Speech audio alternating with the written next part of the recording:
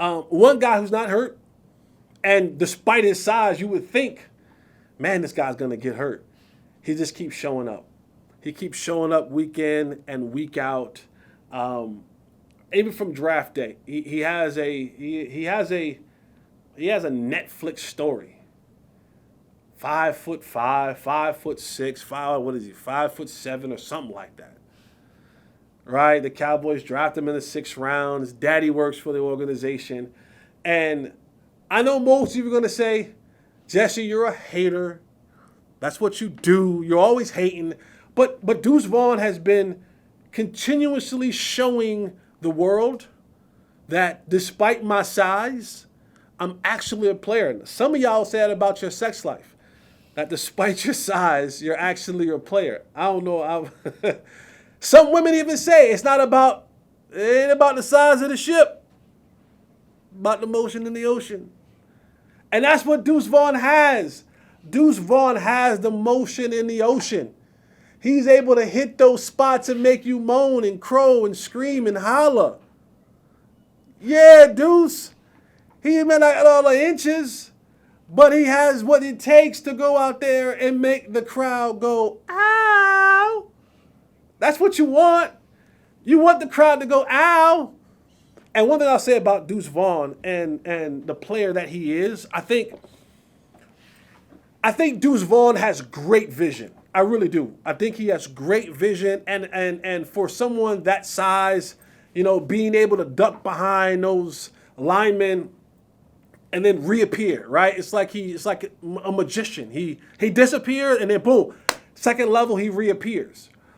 His vision is incredible. His explosiveness is incredible. And I think those combinations make for a good back. Now, the thing that I always press people, just hold on, pump your brakes, hold on, is everyone wants to make him RB2. Everyone wants to say that this guy is RB2. I'm saying, wait a minute. There's a lot that goes into this whole thing of being RB2. There's a lot that goes into saying that you're now going to split the carries with the starting running back. And I think the days of Emmitt Smith, the days of Edgerrin James, the days of Marshall Faulk, the days of running backs, Jerome Bettis, the 3-down backs, I think those days are dead. I know those days are dead. You have some still left in this arena. But for the most part, those days are dead. That's not. And then on top of that, they don't want to pay him. They don't want to pay the running back. So when you look at what Deuce Vaughn is facing, the size matters. Because if Deuce Vaughn took everything that he is right now, all his skill sets, his burst, his vision, his elusiveness, if he took all of that right now and you made him 5'11", you made him 6 foot. Hell, you made him 5'10". He goes 3 rounds ahead of where you went this year. So size does matter. There is a prejudice to the small. Shout out to the short kings out there. I'm not a part of that community. God saw fit to make me 6'3" and some change. Sorry, not sorry. But shout out to my short kings. You guys matter, okay? I'm not hating on y'all. There's no prejudice from Jay Holley. There's no prejudice from me. I love y'all. I love the short kings, okay? But there is a prejudice when it comes to doing things in the athletic world that is dominated by big people. I don't care what, baseball is the exception, right? That's the exception because you got guys like Altuve who can go out there and do what he does at that size. And a lot of those guys, you don't see him. You see him on TV, you don't realize how small they really are. Some of those guys, you don't realize how big they really are. Some of the big players, they fat. They don't know how to but they jacking bombs out of the stadium. But in football, there is a prejudice. It's that way with quarterbacks. I know that we're kind of changing up, but, ain't a bunch of Doug Flutys running around here. Ain't a bunch of Kyler Murrays running around here. They still prefer your quarterback to be a little bit taller, to have a little bit more size to you. But at the running back position, you talk about being 5'5", 5'6". Now he's thick, 180 pounds. But this is not college. And I want people to realize that. This is not, and I don't care who he played against. He ain't played against Alabama every week. And for the most part, I'll bet lunch money to anybody that you take your worst NFL team, whoever that may be. Alabama ain't beating them. If they played 10 times out of 10, maybe Alabama may squeak a field goal out, but probably not. They lose. If you take your Houston Texans, if you take your Browns, if you take your Jaguars, whatever team that you deem in the National Football League that is boo-boo juice, Alabama ain't beating them. USC ain't beating them. Oklahoma ain't beating them. All these teams that people say that Deuce Vaughn went out there and dominated against, he ain't playing them 17 weeks out of the season. Remember, you're playing the best Alabama players, right? Now, if you took all of Alabama's best players and put them on a team, okay, cool. But that's not what he's playing against. In this league, he's playing against the best of the best. Do I think he has a role? Yeah. Do I think his role is RB2? I don't know about that. I've said this since he's gotten to the Cowboys, and especially during this preseason and training camp. When they start believing, I'll start believing. I look at preseason reps, and for a guy, you see last week, 2 weeks ago, it was Malik Davis got the start. Last week, it was Rico Dowdle got the start. I don't know what it's going to be this week coming up against the Raiders. But in both of those games, Deuce Vaughn got second half snaps. A lot of those guys in those second half snaps, that late third quarter, fourth quarter, are guys who probably going to make the roster. Now, you got to deal with what you got to deal with. If that's who they play in those games, that's what you got to deal with. That's just what it is. And so for that, Deuce has stepped up in those moments and has played well. Has shown the pass catching ability, has shown the vision, has shown the tackling ability, has shown the ability to get into the end zone. That's what you want from a player. That's what you want from a player. But again, I have not put all of my cards into the Deuce Vaughn basket yet. I got a couple. I got a couple eggs in the Deuce Vaughn basket. Again, think he's very elusive. Think he has great vision. And what they want to do with this West Coast offense, I think it's something that, maybe they found a place for him. But you have to understand that there is a lot that goes into those 48 jerseys that get handed out on game day each and every week, as far as the game planning. And size will come into play with that. So I'm not saying that Deuce Vaughn, I'm not saying that Deuce Vaughn ain't it. I'm not saying that. I'm not saying he's at the still of the draft. I need more. I need more. Okay? Call me greedy. I just need a little more. I need a little bit more from the coaching staff. I need a little bit more from just seeing him play against the top tier competition. I need him in those first quarters. I need him in those second quarters. I need him in those spaces where the guys that he's playing against are guys who are already kind of guaranteed significant roles.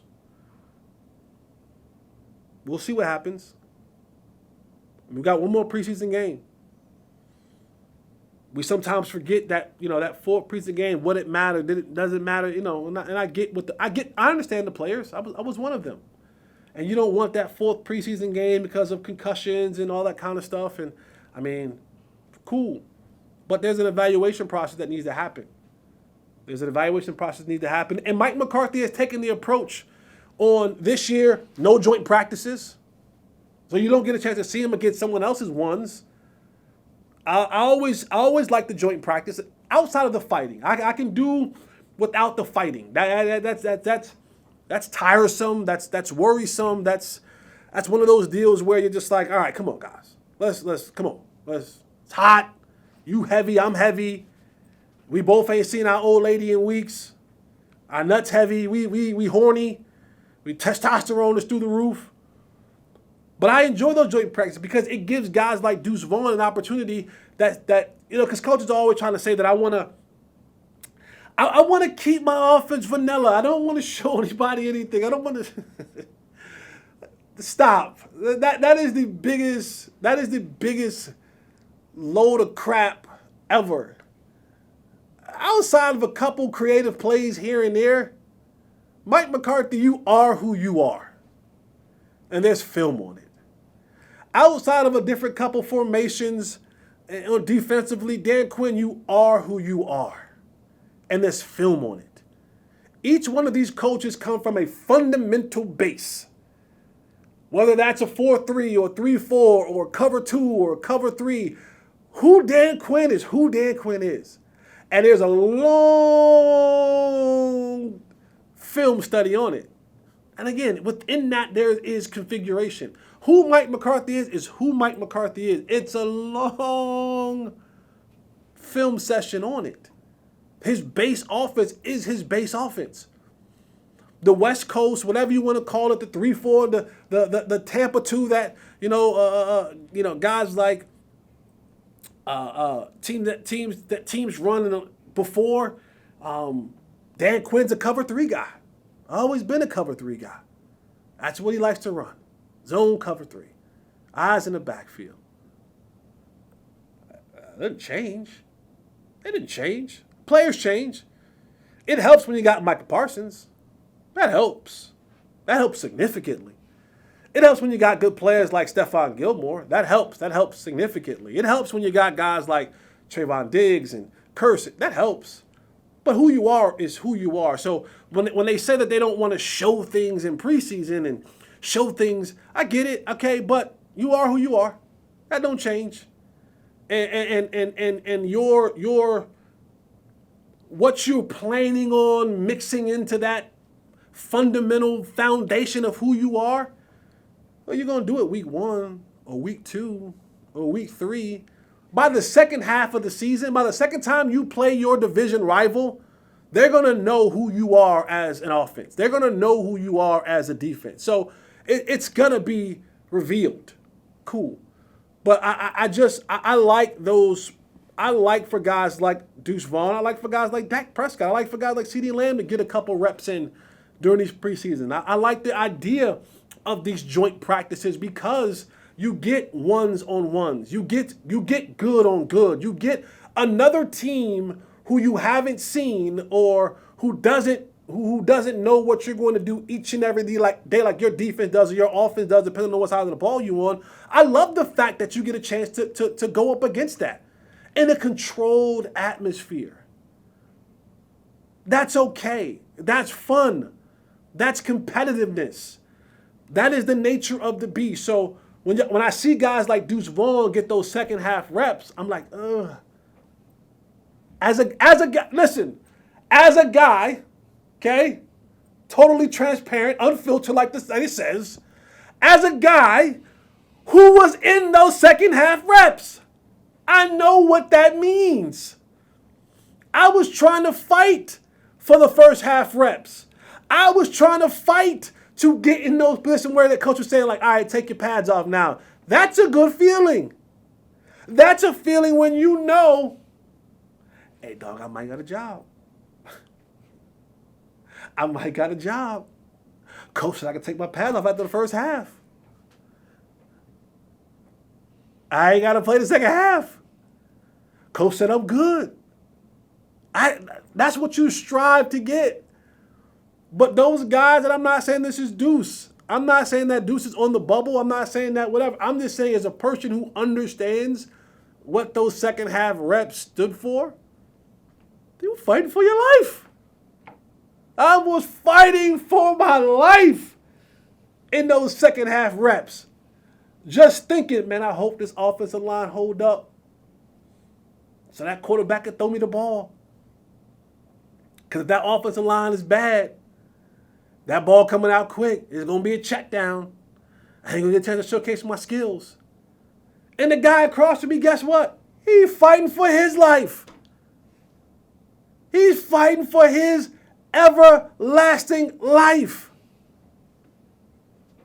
That's the nature of the beast in these games.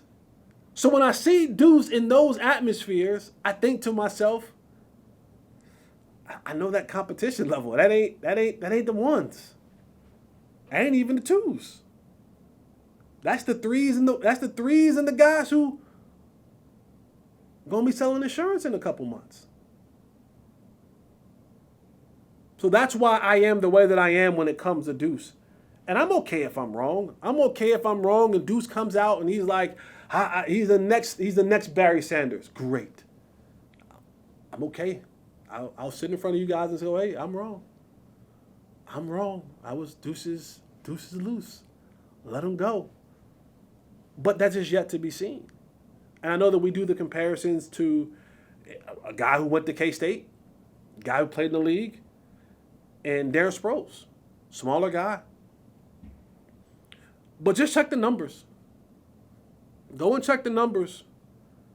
Darren Sproles was running back 3 behind Michael Turner and LaDainian Tomlinson when he was in San Diego. His first couple years, he didn't have over 300 yards rushing. Now, as a receiver, that's something different. But we're talking about a brand of football that has changed. You see, back then, they were 2 tight ends, 1 tight end, 2 receivers. It was 21, 12 personnel. A lot. So when they would motion him out, it was different. He's running routes against guys like Junior Seau and Ray Lewis and, the bigger, bulkier guys. The league was different then. The league was a league that was a fullback, full-time. Tight end, full-time. Blocking tight end, full-time. 21 personnel, 12 personnel. Teams wanted to run the ball 26, 30, 35 times a game.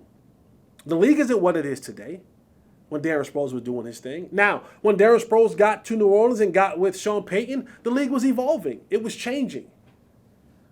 But a lot of what Darren Sproles was able to do was in the passing game. And that was with that particular coach and Sean Payton. And now you look at to where the league is, ain't a lot of 12 or 21 personnel no more. 11 personnel. 10 personnel. 01 personnel. And let's not forget, the Cowboys are paying Tony Pollard $10.1 million. When Josh Jacobs signs his franchise tag, he'll be tied as the 4th or 5th highest paid running back in the league. The whole league, Craig. You think they want to split carries with that? No. They want their money worth. They want to take Tony Pollard and get every single stinking dime out of him. Because guess what he ain't going to do next year? They ain't franchising him. They ain't paying him another $10 million guaranteed. That ain't market price. Market price is what you're starting to see now, guys. Primetime guy, Dalvin Cook, $6 million. $7 million, $6 million with the opportunity to make $8 million with incentives. So they're not franchising Tony Pollard again next year. They're gonna let him walk. So this year, they're gonna say, we're gonna run the hell out of this 10.1. You're gonna get everything out of this 10.1. So finding a spot for Deuce, where the reps coming from, I have to give up a jersey on game day. That's gonna be difficult. But we'll see.